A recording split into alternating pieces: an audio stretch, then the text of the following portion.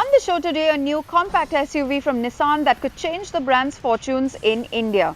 And we bring you a detailed review of the new generation Mahindra Thar on-road as well as off-road. Hello and welcome to Overdrive. I'm Soini Dutt. Now, Nissan is a brand that offered as the old spacious car that they call the Sunny, the small hatch Micra, the all-terrain capable X-Trail and also the identical twin of the Duster, the Terrano. These were the cars that were offered in India until some time ago, but now they're only offering the Kicks and the GTR in the country. But not for long, because they are all set to enter the very busy compact SUV space with a made in India product called the Magnite. Here's Simran Rastogi with more.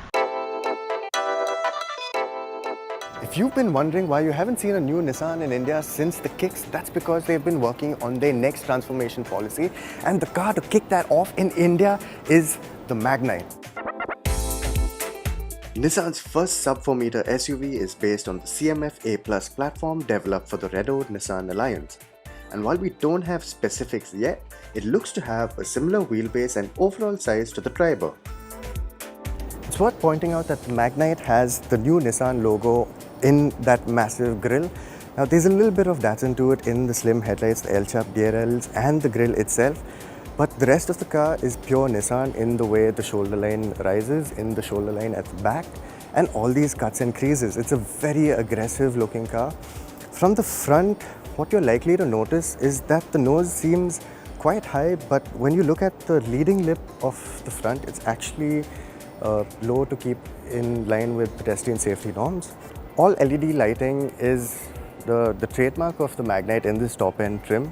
So you've got LED projector headlamps, you've got LED DRLs and LED fog lamps. Of course, we've seen that white light isn't the best in our conditions sometimes, but let's see how it goes. 16-inch wheels going to be standard on the Magnite across variants. The top end variants will get these diamond cut alloys. These tall pressed fenders are another trademark of new Nissans, and the Magnite has a little badge right here to kind of break that monotony. The wing mirrors hold something very special. They are cameras. So you've got a camera in front on the wing mirrors and at the rear for all around visibility.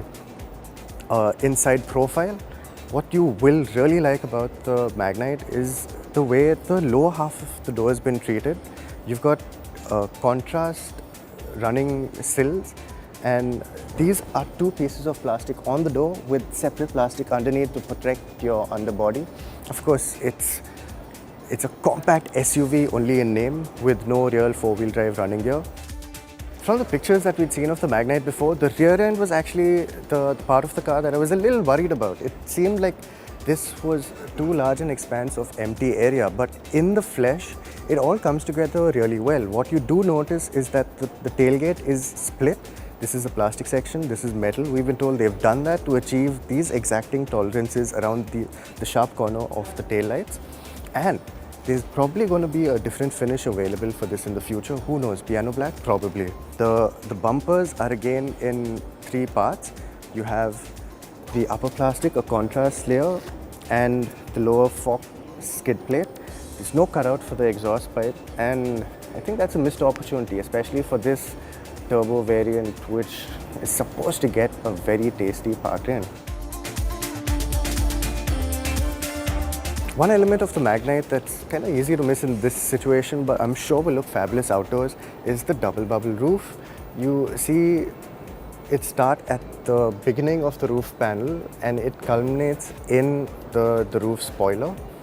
It's a very sporty look, and it kind of rounds out the squat, mean stance of the Magnite. The boot gives you 336 litres of cargo capacity, which can be expanded via 60-40 split seats. Like most everything else in this segment, the seats don't fold flat into the floor, but the loading lip is fairly low. Of course, to enable that, the boot release button is hidden under the tailgate and will likely be quite mucky after monsoon drive. You may have also noticed the lack of a sunroof. The cars we saw were the top-end turbo automatic variants and could have left it out to keep prices in check. We also don't have engine specifics yet, but the HRA0 1-litre turbo-petrol 3-cylinder motor makes 100 PS and between 152 to 160 Nm of torque in other applications. While these cars are equipped with a CVT, a 5-speed manual will also likely be available.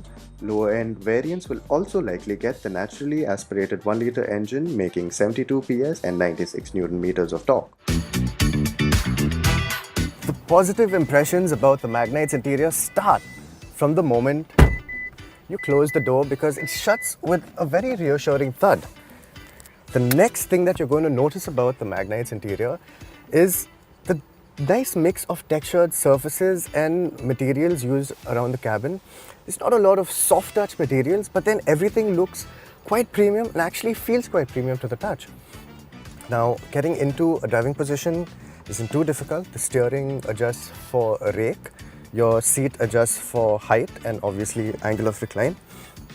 And it's a very nice view out. The air vents are all in the same plane at the top of the dashboard, which means that it's taking a shorter path for the cool air from the climate control to reach you.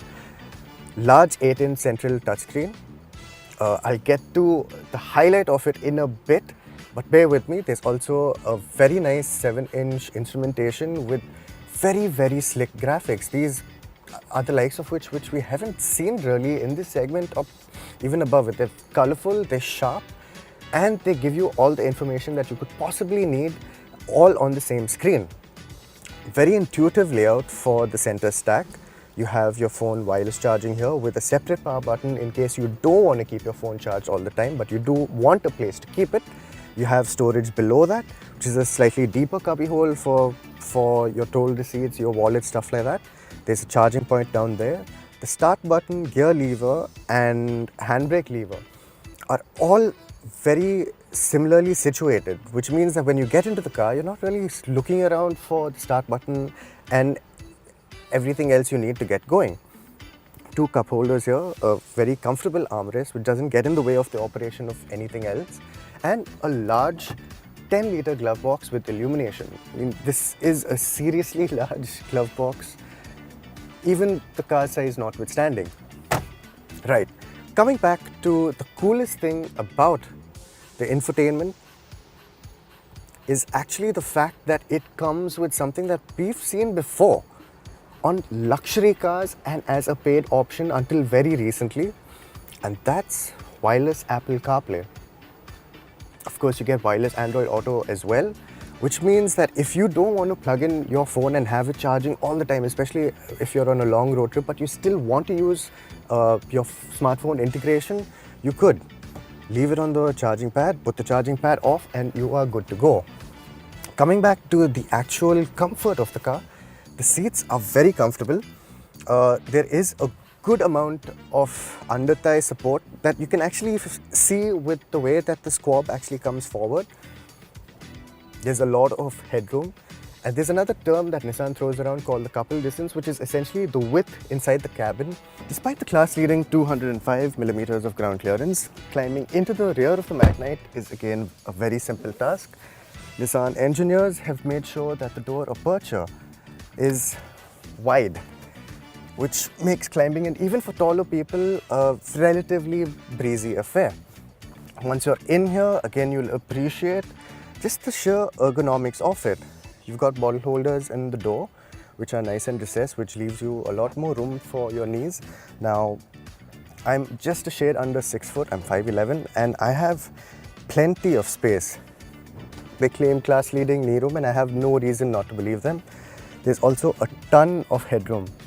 You'll notice that all of this space is through actually pretty clever engineering. So you see these seats are scalloped out. The door pads itself seem like they've been scooped out, and so is the roof liner.